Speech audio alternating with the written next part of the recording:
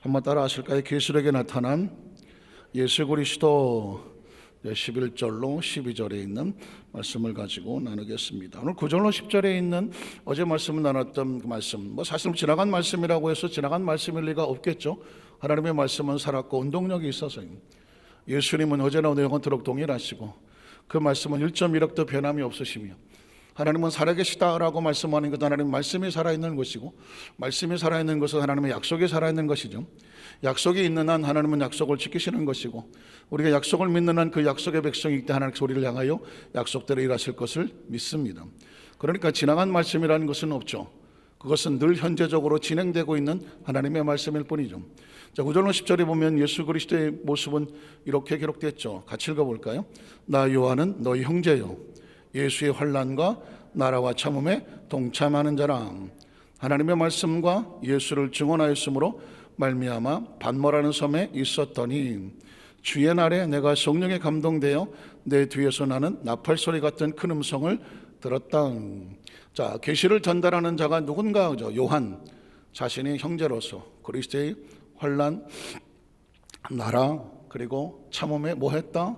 동참했다.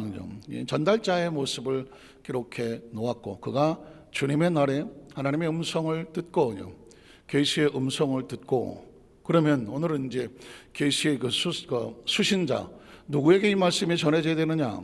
굳이 부 제목을 붙인다면 누가 계시의 대상자인가라고 할 수 있겠죠. 우린 첫 번째로 11절에 나타난 예수 그리스도의 모습을 살펴보려고 합니다. 자, 11절에 나타난 예수 그리스도, 이르되, 그냥 평범한 단어같이 보이죠? 이르되를 넘어갈 수가 없는 거죠. 이르되, 누가 이릅니까?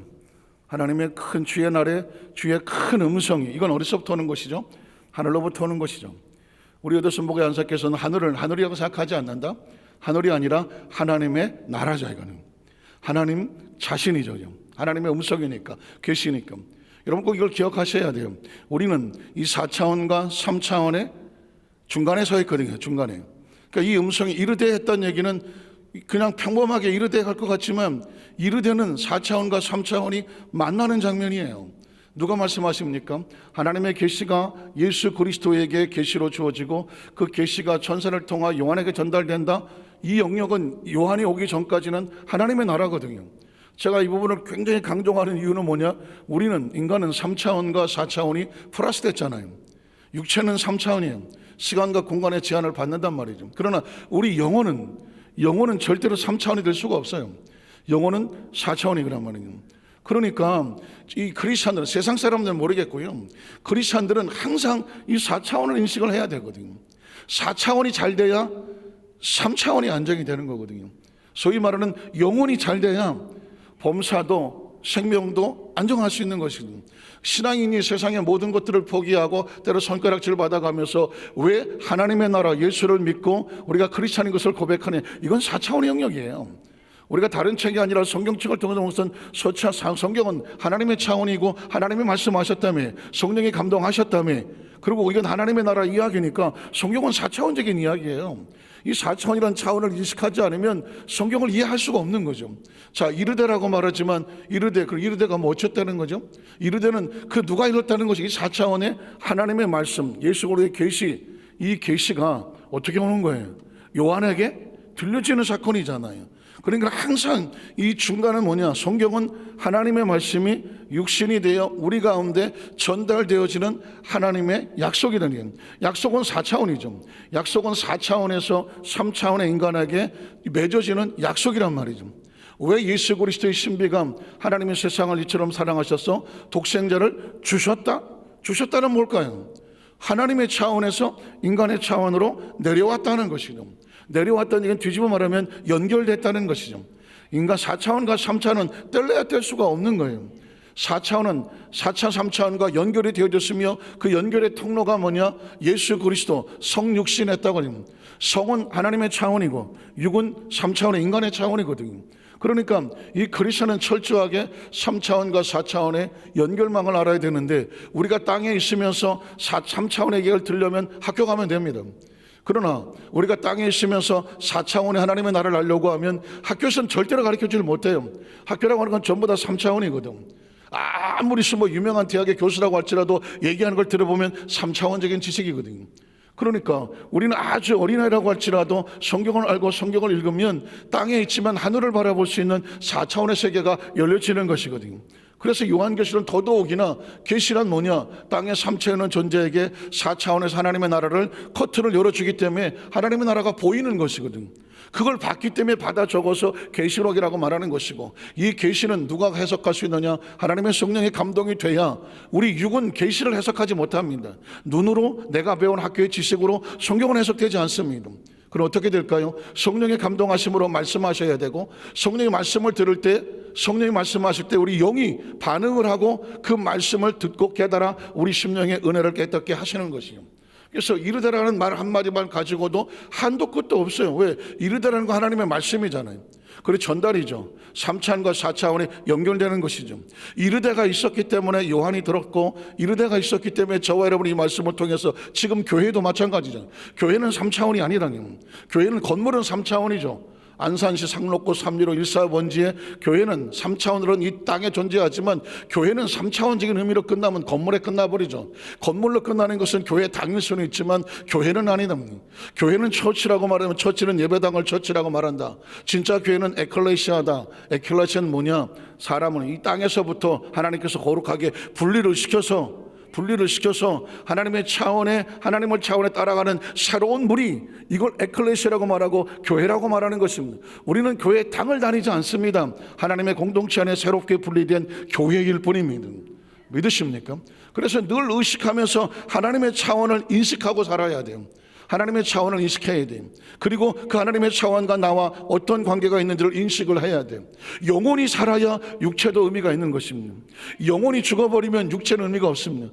어제도 제가 수예배 때 말씀을 나눴지만, 인간은 이 땅에서 처소가 필요하다. 육체의 처소가 필요하고 영혼의 처소가 필요하다. 육체의 처소는 죽으면 땅에 묻으면 된다. 귀찮으면 화장하면 되는 것이고, 수목장이나 뭐 여러 가지 방법이 있다. 그러나 어차피 흙으로 돌아가는 것이다. 그러나 영혼은 어떻게 할 것이냐? 영혼이 죽지 않는 영혼은 어떻게 할 것이냐? 이 영혼이 가야 될 처소가 필요하지 않느냐? 갈 곳이 없으면 따뜻한 지옥이라도 가는 것인데, 우리는 그렇게 가는 영혼이 아니다. 우리 영혼은 어디서부터 왔느냐? 하나님께로부터 왔다. 믿으십니까? 하나님께서부터 생기가 와서 우리 속에 들어와서 생명이 되었잖아요. 우리의 원래 고향은 어디다? 하나님의 나라다. 사냥할 때 본향을 향하여 하지 않습니까? 본향이 뭐예요? 원래 고향이거든요. 크리스찬의 땅의 삶을 끝나고 어디로 간다? 우리의 본향인 하나님의 품으로 간다. 하나님의 나라 속으로 간다. 이거는 땅에 있는 나라가 아니다. 저 유토피아도 아니고 뉴질랜드 무슨 알래스카 무슨 이런 밴쿠버 이런 좋은 나라가 아니다. 하나님의 차원은 이 지구를 벗어나 우주를 벗어나서 시간과 공간을 초월하고 하나님이 계시는 하나님의 나라, 영적인 나라, 눈물 없고 상처 없고 억울함 없고 분노 없고 영원히 사는 나라. 믿으십니까? 천국이란 기와여천만발하고 무슨 호수가 있고 노을이 떨어지고 그런 것은 눈에 보이는 아름다움이 아니다. 하나님의 나라가 직접 통제하고 다스림으로 그곳에 악이 없고 죄가 없고 아픔이 없고 슬픔이 없고 절망이 없는, 그리고 죽음이 없는, 이별이 없는 영원한 하나님의 나라가 지속된, 정말 지금으로부터는 꿈 같은 이야기지만 육체를 벗어나면 영원히 누릴 수 있는 영원한 자유, 그 하나님의 나라라는 것입니다.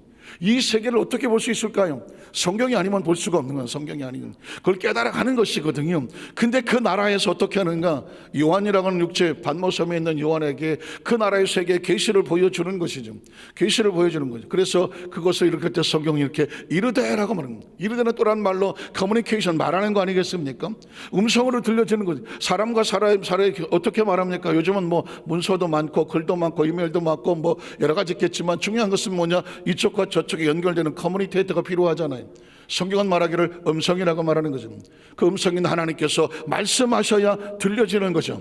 이르되는 하나님이 보여주셔야 보여지는 거죠. 하나님께서 말씀하셨다. 이게 엄청난 사건이죠. 이르되라는 말 한마디 속에 있는 하나님이 말씀하시는 거잖아요. 예수의 계시가 들려지는 것이잖아요. 이걸 받을 수 있다는 게 얼마나 놀라운 축복입니까? 이걸 들을 수 있다는 게 얼마나 놀라운 축복입니까? 그러니까 하나님의 나라를, 예수를 믿는다는 것은 고도의 사고가 필요한 거예요. 그냥 무슨 무식했고 뭘 모르는 것들이 있는 게 아니라 적어도 이 정도의 고도의 깊은 사고로 파고 들어가서 그 인간의 존재적인 문제를 사유하고, 그리고 하나님의 차원까지 들어가서 하나님이 말씀하신다는 하나님의 인식이 되어져야 하나님이 믿어지는 것이고요. 머리 나쁜 사람 예수 못 믿습니다. 절대로 생각이 없는 사람 예수 못 믿고요. 생각이 깊지 않으면 예수를 알 수도 없고요. 그 차원을 열어주지 않으면 보이지도 않아요. 들리지도 않습니다. 그래서 여러분 보십시오. 이르되라는 말 한마디 속에서, 이 단어 하나 속에서 얼마나 깊은 이야기. 그러니 성경이 여러분 보십시오. 성경을 그냥 통째로 읽어 내려갈 수가 없다니까요. 조금만 의미를 살펴보면 이르되라는 속에서 이 사건이 엄청난 사건. 이르되가 있어야 나머지가 있는 거예요. 보여주셔야 보이지 않겠습니까? 들려주셔야 들리지 않겠습니까? 그래서 이 이르되 하나를 가지고도 못 넘어가겠다는 거죠. 자, 이르되 내가 보는 것은 누가 주옵니까? 내가 보는 것 같잖아요. 그러나 사실상 하나님의 나라는 내가 보지 않습니다. 보여주시는 것이죠. 보여주시는 것입니다. 여러분 어떻습니까? 내가 듣습니까? 들려주십니까? 들려주시는 거예요. 우린 하나님의 주권이 철저하게 하나님께 있기 때문에 특별히 계시가 됐던 하나님의 말씀이 됐던 하나님의 영역은 하나님이 주권하시는 것입니다. 들려주셔야 내가 들을 수 있는 것입니다. 그리고 하나님께서 보여주셔야 볼 수 있는 것이, 참 저도 벌써 올해가 보니까 제가 목사 안수 받은 지가 30년 돼요. 목사 안수 받은, 목회한 지가 아니라 목사 안수 받은 지가 30년이 되는데 92년 3월 12일 날 받았으니까 며칠 있으면 딱 30년 돼. 전도사만 4년을 했어. 34년 목회를 했단 말이에요. 그 전에 개척교회 2년 한 건 또 빼고, 신학생 된 건 빼고 34년을 했어요. 제일 고민이 뭐야? 설교지, 설교. 처음에 목회 시작할 때 이 설교를 어떻게 해야 돼, 이거 진짜. 다른 설교도 많이 듣고, 또 많이 보기도 하고, 쓰기도 하고, 하여튼 모든 설교 테이프라는 건 그냥 수도 없이 듣고, 그래도 설교가 이게 되느냐고요. 제가 예전에 담임 목사를 하면서도요, 이 설교가 안 돼갖고 진짜 영어로 말하면 크레이징 점핑이야. 미치고 환자가 벌쩍 따고 이 토요일 날 아무리 준비를 하고 해도 내 수에 들어오지를 않아.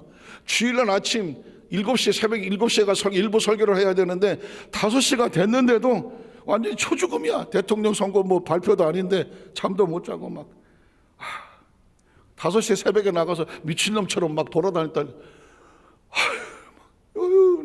내가 이 공부를 해서 배운 것 같으면 그냥 보고 하면 되잖아. 아는 대로 하면 되잖아. 설교는 아닌 거예요. 보여줘야 본 것을 말하고, 들려줘야 들은 것을 말하고, 뭘 받아야 받는 것을 말하지 않겠습니까? 이게 인간적으로 안 돼요. 제가 그날 밤을 잊어버리지도 않아요. 미친놈처럼 새벽을 돌아 울고불고 하나님의 말씀을 제가 증거에 7시에 가서 증거했는데 5시까지도 아무리 해도 내 속에 채워지지가 않아. 그 밤을 내가 그 새벽을 잊어버리질 않아요. 몸부림 묻히고 그냥 눈물로 기도하고, 그리고 6시간 씻고 교회로 달려가서, 가까이 있었으니까 7시에 가서 올라가는데 얼마나 조마조마하면서 졸이면서 설교를 했든지 어떻게 했는지도 몰라. 어쨌든 그 길을 생각하면서, 이게 옛날 한경재 목사님 나이 90에도 목회자는 평생 힘든 게 싸워야 되는 게 설교다 했던 얘기가, 설교는 그래도 어느 정도만 하지 않겠어? 아이고, 살다 보니까 알아서 차라리 교수를 해라. 교수는 자기가 전공한 과목이 있어갖고 그걸 가지고 논문 쓰고 한 걸 가리키면 되면 학생은 저절로 바뀐다. 맨날 새로운 말씀. 목회는 안 그래요. 평생을 내가 새로워져야 돼. 내가 새로운 말씀을 말하고 내가 새로워져야 되는 거예요. 그래서 목회는 항상 긴장을 놓을 수가 없어. 설교자는 항상 긴장을 놓을 수가 없어. 어디 가서 뭐라고 있어도 항상 머릿속에 생각 속에 안테나를 가지고 하나님의 말씀을 받아야 돼요. 그러니 하나님의 말씀을 받을 수 있다는 건 최고의 축복이잖아요.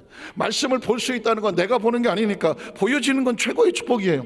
말씀을 내가 어디 가서 주워 듣는 게 아니라 하나님의 말씀이 들려지는 건 최고의 축복인 거예요. 성경을 펼치면 하나님의 말씀이 보여지고 말씀이 달라들어. 이 말씀을 해달라고, 이런 하나님의 말씀이 딱 달라들어. 그래서 말씀이 나를 채워서 그 말씀이 말씀을 말씀해버려. 최고의 행복은 뭔지 아십니까? 하나님의 말씀이 보여지는 것이죠. 하나님의 말씀이 들려지는 것이고, 그래서 말씀을 걱정할 이유가 없어. 말씀의 세계 말씀을 받으면 말씀이 말씀하는 것이거든. 아주 조심스럽지만 요즘은 제가 최고로 행복합니다. 왜 그런지 아십니까? 말씀이 말씀을 해. 그리고 말씀을 넘어갈 수가 없어. 그 말씀이 하나하나 붙잡고 외치고 부르셨는데, 그 말씀 속에 가장 중요한 핵심의 줄거리가 하나님의 약속이 된 이 말씀을 알고 성도들에게 내가 너에게 어떤 약속을 했는지 끊임없이 한 사람 한 사람의 약속을 부여잡고 승리하게 하라는 거예요. 그러니까 여러분, 제가 무시한다는 제가 머릿속에 집어넣고 뭘 외워서 말씀을 합니까? 아니면 그 말씀 속에서 내가 어떤 거 이것저것 썰어서 뭐 어디 갔더니 이 얘기하더라 저기 갔더니 이 얘기하더라 하면서 뭐 정치 경제 시사를 여러분에게 말하고 앉아서 아니라니까요. 성경 속에 하나님 속에서 들어가는 그 깊은 속을 하나님께서 들어가서 말씀을 끄집어내서 우리 성도들 마음속에 생각하게 하고 사유하게 하고, 생각하고 사유하고 해서 내가 하나를 깨달아서 하나하나 관계를 쌓아가게 만드는, 세월이 지나고 말씀을 수도 없이 들었는데 생각나는 말씀은 하나도 없는 것이 아니라 말씀 하나를 들었는데 그 말씀이 나로 하여금 나를 깊은 곳으로 끌고 들어가서 하나님을 만나고 접하고 하나님의 뜻을 발견하게 되고, 하나님과 관계 하나만 정확히 알아도 세상에 무서울 게 뭐가 있는 거예요. 관계 하나만 정확하게 알아도 세상에 알게 무서울 게 뭐가 있느냐고. 나라는 존재만 알아도 내가 누군가, 하나님 앞에 어떤 대상인가, 이거 하나만 알아도 세상에 어디 가서 두려워할 게 있냐고요. 나를 창조 하나님이 누구인지 하나님에 대한 정확한 인식만 하나 가지고 있어도 내가 뭐 두려울 게 뭐가 있느냐고요. 하나에 딱 하나, 하나님이 누구인지만 알아도 세상에 무서울 게 없어요. 그분이 나를 어떻게 생각하는지 하나님의 마음을 알아도 세상에 무서울 게 없는 거예요. 내가 하나님 어떤 약속의 대상인가, 하나님의 자녀는 정확한 인식만 알아도 세상에 두려울 게 없는 거고요. 그분이 나에게 어떤 약속을 가지고 이끌어 가시는지 알아도 전혀 두려울 게 없는 것이고요. 그분이 약속하시면 알고 보니까 아무리 힘들고 어려워도 누가 일하시더라? 하나님이 일하시더라. 이것만 확신하고 있으면 두려울 게 없는 거예요. 그러니까 신앙이라는 건 그렇게 복잡하지 않아요. 하나님, 하나님, 하나님. 그 말씀하신 하나님을 보면, 그전에는 성경을 이거 언제 다 읽고 앉았지 했을지 모르겠지만 성경을 읽는 게 아니다. 하나님이 들려주시는 것이다, 보여주시는 것이다. 그 속에 흐르는 하나님의 마음이 절절하게 흘러오면 그 말씀이 생수가 되고, 그래서 믿으면서 선배 다윗은 그런 말을 했었어요. 주의 말씀은 송이꿀보다 낫다. 그 말씀이다라는 거예요. 끝나야 되는데 어떡하지? 내가 보는 것을 두루마리 써서, 두루마리도 마찬가지입니다. 여러분, 제가 말씀드렸죠. 성경은 바이블이라고 말한다. 두루마리는 쓰는 종이 아니에요. 종이. 두루마리라고 저기서 파피루스라는 비볼리오스, 그래서 비볼리오스에서 와서 바이블이라고 말했다면 두루마리 쓴 책, 두루마리에 쓴 책, 이 성경은 두루마리에 쓴 책이에요. 그런데 제가 말하자면 두루마리에 쓴 책이 한두 개냐고. 다른 책도 두루마리에 쓰면 바이블이라니까. 그래서 우리는 바이블에서 독보적인 책으로 다른 말을 바이블이라고 말을 하지 않기 때문에 그냥 바이블이 됐지만, 그러나 내용을 펼쳐보니까 어떻더라? 테스타멘트라고 딱 버티고 있지 않았습니까? 영어 성경을 보면 올드 테스타멘트 딱 박혀 있고, 신약에서 뉴 테스타멘트가 딱 박혀 있다고. 죄송한 얘기지만 여러분 아시는 많은 뭐 다른 교단도 있고 뭐 크리스천 동료 있겠지만 그분들에게 물어보세요. 테스타멘트가 뭐냐고 한번 물어보십시오. 아시는 분도 아시겠지만 테스타멘트가 뭐지? 아마 전혀 낯설어 하실 분도 분명히 있을 거예요.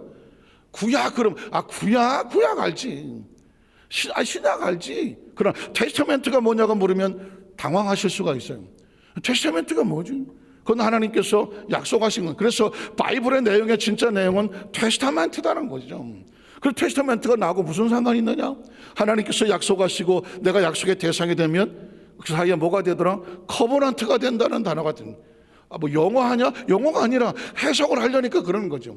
그래서 어떻게 하나님과 우리 사이에 약속의 관계가, 하나님은 약속하시고 우리는 약속의 대상이니, 지금 우리의 삶은 우리가 말씀을 읽는 것은 약속을 발견하는 것이고, 우리가 뭘 믿느냐? 약속을 믿는 것이고. 예수 믿는 다음에, 저는 어려서부터 그게 궁금했어. 예수를 믿는데 뭘 믿는 거야? 예수를 뭘 믿는 거야? 그랬더니 주는 그리스도시요 사랑하는 살아계신 하나님의 아들입니다. 베드로의 신앙 고백을 믿는 건가? 그러면 주는 그리스도 사랑하는, 이게 어쩌다는 거예요? 도대체 이게 나하고 무슨 관계가 있는 거예요? 그 내용을 가만히 살펴보면 다 약속의 근거가 되는 거예요. 주는 my Lord, 하나님과 나의 관계를 말하지 않습니다. 그리스도 구약에 약속된 약속이잖아요. 하나님께서 메시아를 보내기 약속이, 이스라엘 백성은 약속을 기다렸습니다. 메시아 기다렸잖아요. 기다리는 거죠. 살아계신 하나님이 살아계시다니, 그러면 그분이 뭐 어떻게 살아계셔?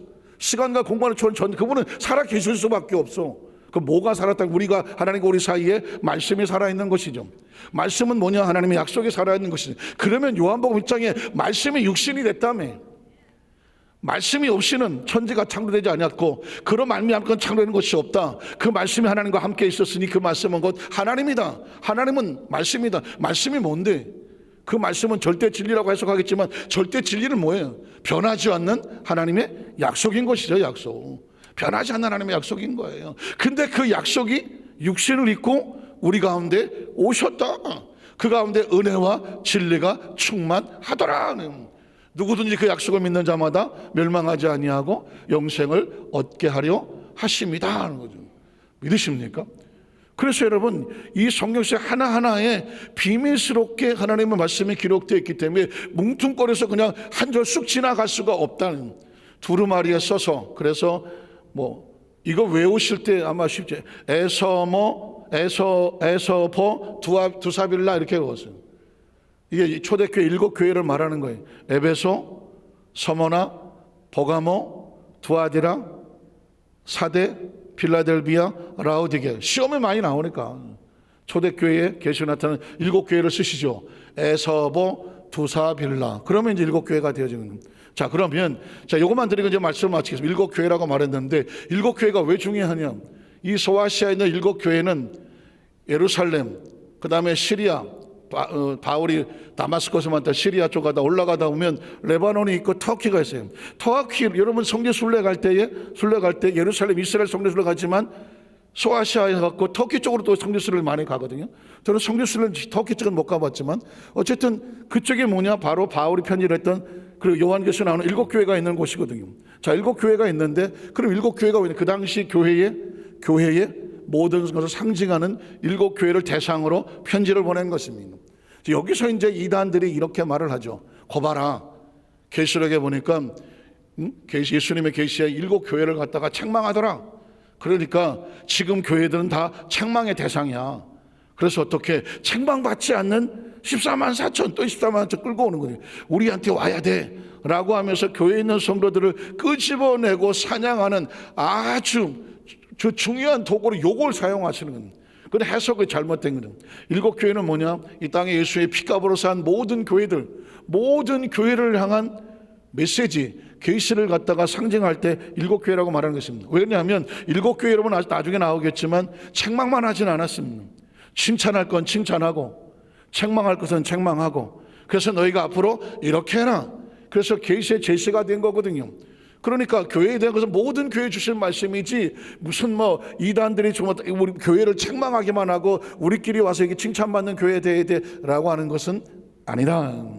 사실 중요한 말씀은 바로 11절에 이 말씀이 있어요. 그래서 앞으로 저와 여러분이 또 계속 말씀을 나갈 때에 저는 예전에는 성경을 전체적으로 한번 쫙 개관하는 것도 중요하다 생각했지만 그거보다 중요한 것은 뭐냐면 한 절 한 절 속에 담겨져 있는 하나님의 의도와 그리고 그 속에 담겨져 있는 있기까지의 말씀의 상황을 발표해보면서 예수님의 모습이 저와 여러분 속에 늘 가득가득 채워지는 우리 성도들 되시기를 주님의 이름으로 축복합니다. 시간이 있어 좀 아쉽기는 하지만 오늘 말씀을 정리하면서 우리 여의도 만삭회 성도들이 계시록을 읽을 때 우리는 절대적으로 우리는 다른 어떤 걸 해석하지 않는다. 예수 그리스도로 해석을 한다. 기도하겠습니다. 하나님 아버지 감사합니다.